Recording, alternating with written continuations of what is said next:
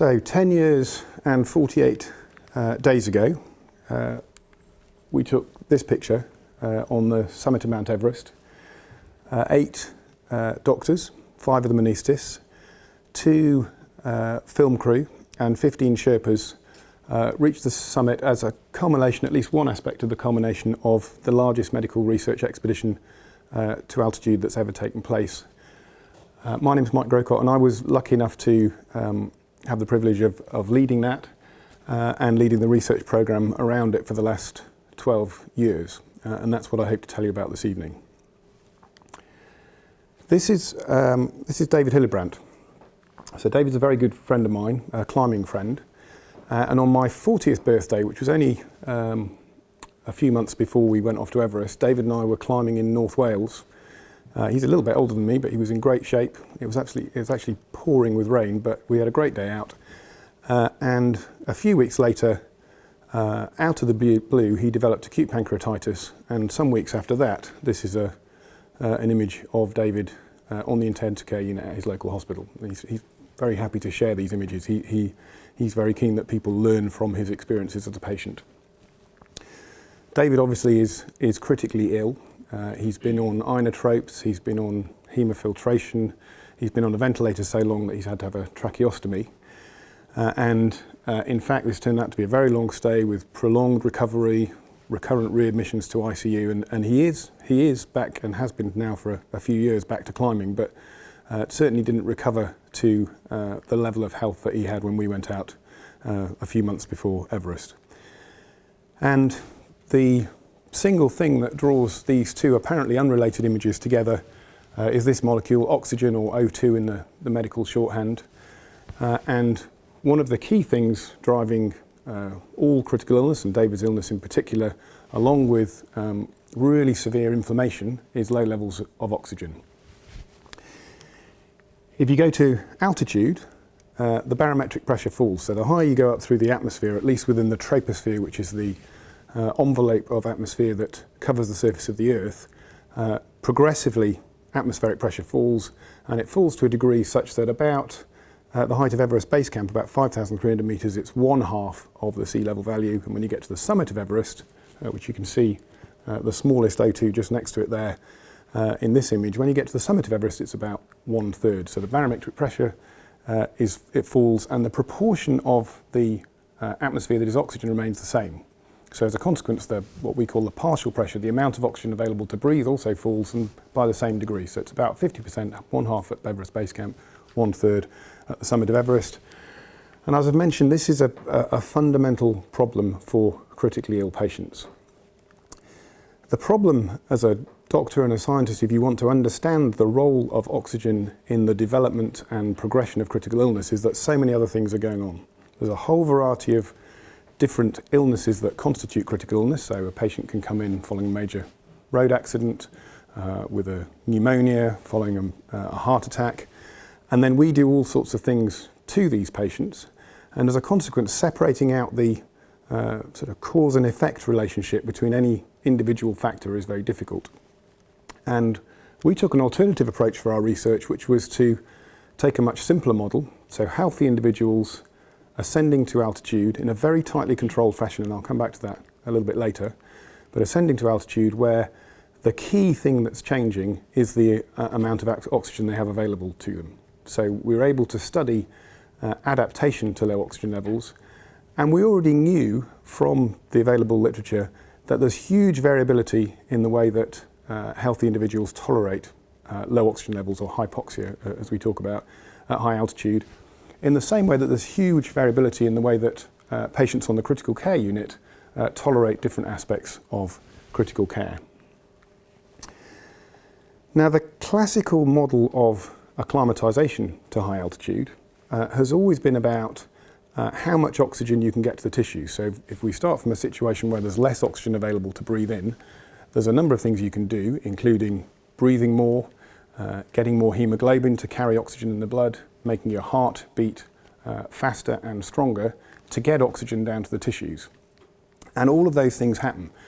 And so they seem like a good explanation of what's happening at high altitude.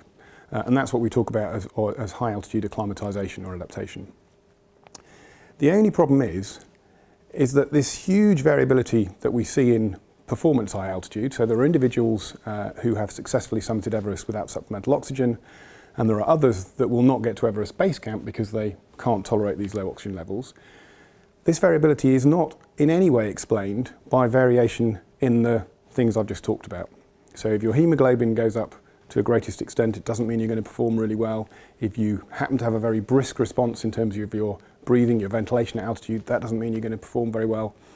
And the thing that integrates all those different variables, so overall aerobic physical fitness, the capacity to run marathons reasonably quickly, to do long distance swimming and long distance cycling, which you would expect would be directly related to the ability to tolerate hypoxia at high altitude, is not at all.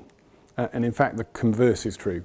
And we know that from anecdote. If you speak to the climbing guides, they speak of their concern when the so-called racing snakes come along, the elite triathletes, who often struggle, whereas their other classic stereotype, which is the self-made, middle-aged, slightly overweight businessman who can afford to climb Everest, who actually potters up the mountain and potters down again.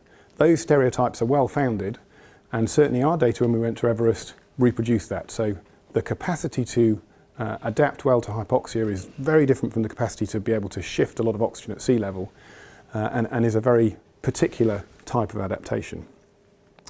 So it's not all about the circulation, it's not all about the lungs, it's not all about the number of red cells you've got.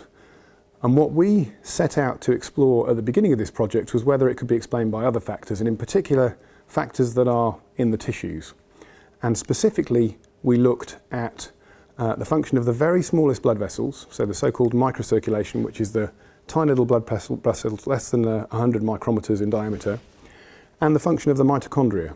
And the mitochondria are the subcellular organelles, so the little packets inside cells that essentially function as batteries. They use oxygen and combine it with fuel, so the carbohydrate, protein, fat that we eat, to produce energy, chemical energy, which then allows the body to function. All functions in animals are driven by chemical energy, ATP, which is produced by these tiny little structures. And we hypothesized that it would be either or both of the microcirculation and the mitochondria that would have some relationship to adaptation at high altitude. Now, this is our laboratory. In fact, we did a whole series of tests at sea level to get a baseline on all our subjects, but we then flew them out to Nepal, and they flew up into the mountains, and from a tiny little airport called Lukla, they trekked up to Namche Bazaar, which is the little village you can see at the bottom there. And from there they trekked over nearly 2 weeks to the foot of Everest, which is the mountain right in the background, hidden behind that prominent ridge that you can see there. And one thing that we were very particular about was that they all ascended at the same rate, because we wanted to understand these profound differences that you see between people. And often previously the differences between individuals are mixed up with the differences in how fast they go up, how high they ascend to, and all sorts of differences like that. So we asked, and we're very grateful that our subjects complied, that they followed exactly our ascent profile, and that they didn't deviate from that even we set a limit of 300 meters on rest days. So they could go for a little walk round, but they couldn't do any big treks on rest days, because that would have messed with our data. This is the highest point that our trekkers got to. In fact, we did some measurements higher on the mountain, which I'll come back at the end of this talk. But our trekkers got all the way up to Everest Base Camp. It's a pretty harsh environment. Despite that, we were able to do all the things that one can do in a laboratory at sea level, with a couple of exceptions, like magnetic resonance imaging for reasonably obvious reasons.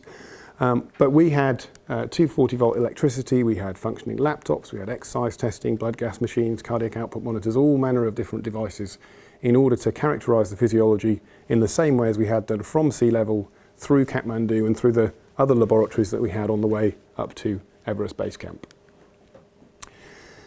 Now, I'm not going to show you the data that simply recapitulates what I've said already. So we had a huge study of a huge number of exercise tests on more than 200 volunteers that very clearly demonstrated this lack of relationship between oxygen delivery and oxygen consumption. So it's not all about how much the heart's pumping, it's not all about the hemoglobin. What we were able to show using, so these images are from a sublingual microscopy, video microscopy, which picks out the red blood cells. And through seeing the red blood cells, you can see the outline of the tiny blood vessels.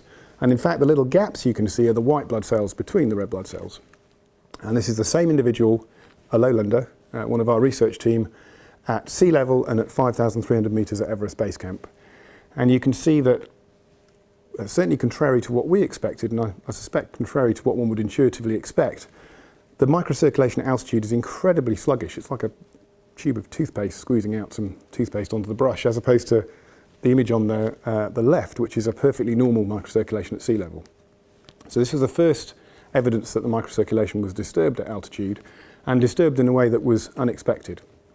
Now, whether that's primarily a microcirculatory problem or a reflection of something, some other cellular change, is less certain. So what about the mitochondria? Well, in order to look at mitochondrial function, you need to get tissue. And in order to get tissue, you have to get a little bit brutal. So we didn't do this to any of our healthy volunteers, but we did do it to the consenting investigators who were physicians. And this is a muscle biopsy. This is one of my favourite images from the whole expedition. It's not the most aesthetically pleasing, but the lady there is my wife. She's an anaesthetist, and the chap there is a professor of surgery.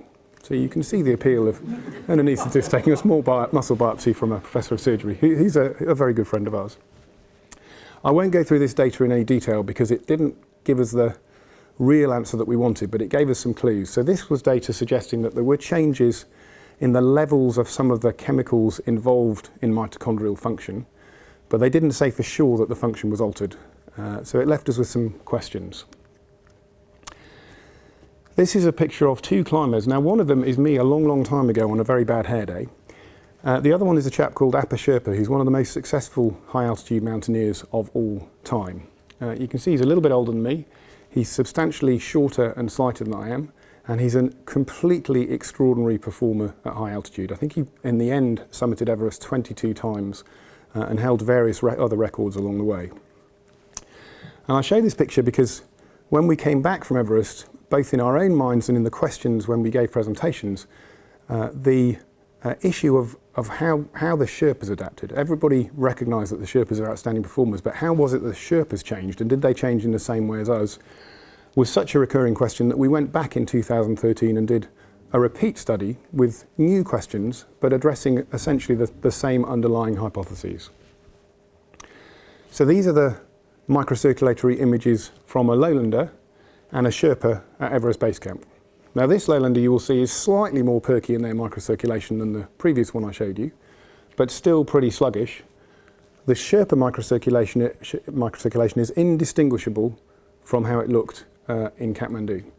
So the Sherpa physiology is the same at altitude as it is at low levels, or maybe the other way around. Maybe it's the same when they come down to low altitudes as it is where they've adapted for many, many centuries, indeed millennia, at high altitude. Again, underpinning, I think, the importance of the microcirculation in terms of adaptation to high altitude. Same question again, what about the mitochondria? Now, we were lucky by 2013 that new technologies have been developed which allow you to look directly at the function of mitochondria in live tissue.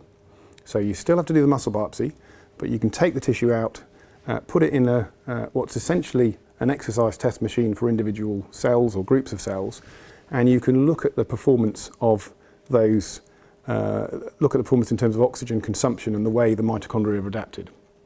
Now, you won't be surprised to know that's pretty complicated data, and we went back to Nepal this spring on the 10th anniversary to explain it to the Sherpas, and in the process of working out how we would explain it to the Sherpas, who are very smart people but haven't had in many cases even a primary school education for the more senior Sherpas we were working with, we came up with these graphics, which actually at the end of it all we thought were far more useful than the graphs that we usually show. So this is the comparison between a lowlander, it happens to be James Horscroft who wrote the paper which was recently published, and a Sherpa in terms of their mitochondrial function. In Kathmandu, they look pretty much the same. When you go up to Everest Base Camp, the lowlander mitochondria is less efficient with respect to use of oxygen. So they're able to generate less energy. There are some complex shifts in metabolism which I won't go into in great detail, but but the clues that underlying those shifts in metabolism give us some clues which are potentially translatable into patients. But the bottom line is that the lowlanders become less efficient and progressively less and less efficient over time at Everest Base Camp. You won't be surprised to know that the opposite is true amongst the Sherpas. They become more efficient and they continue to get more efficient over a sustained period of time. So one of the things, along with the microcirculation, that separates the Sherpas from the lowlanders is better mitochondrial function. And I think that's not terribly surprising, given that they, as a group, so Sherpas descend from the Tibetans who've lived on the high Tibetan plateau for somewhere between 20 and 40,000 years. So they've had a very strong evolutionary pressure to develop a physiology that works well under conditions of low oxygen. I'm going to close with another measurement that we made, which was the measurement of oxygen in the arterial blood, as it turned out, close to the summit of Everest. Now, we've known for a long time that almost all the people that climb Everest need supplemental oxygen to get there, and certainly the failure rate if you don't use supplemental oxygen is much higher. So we believe it to be right at the cusp of what humans can tolerate in terms of low oxygen levels, and it was therefore of interest to know how low that number would be. So we took we'd aimed to take the measurement on the summit. In fact, the conditions were not, it wouldn't have been prudent to do that, but we descended about 400 metres, took 4 arterial blood gas samples, and Pasang Sherpa, who's the chap standing up there with the flask, then literally ran them down through the South Col at 8,000 metres to Camp 2 at 6,400 metres in just under 2 hours, pausing briefly for a cup of tea on the South Col. I'm going to show you the measurements in a moment. For those of you who are less familiar with arterial blood gas measurement, this is oxygen on the horizontal axis and carbon dioxide, which is the gas that we breathe out when we've metabolized oxygen on the vertical axis. And the red circle encompasses normal values, and these are some measurements from our volunteers. The dashed red line is the sort of level at which doctors and nurses on critical care units start to get pretty worried. They'll be turning up the oxygen. If that's not working, they're putting people onto ventilators. If that's not working, they think of even fancier therapies. These are the measurements of 4 individuals on a structure known as the balcony, very high on the southeast ridge of Everest. So they're extraordinarily low. They're around a quarter in terms of oxygen levels what we see in normal physiology. And these individuals were functioning completely normally. So they were walking, talking.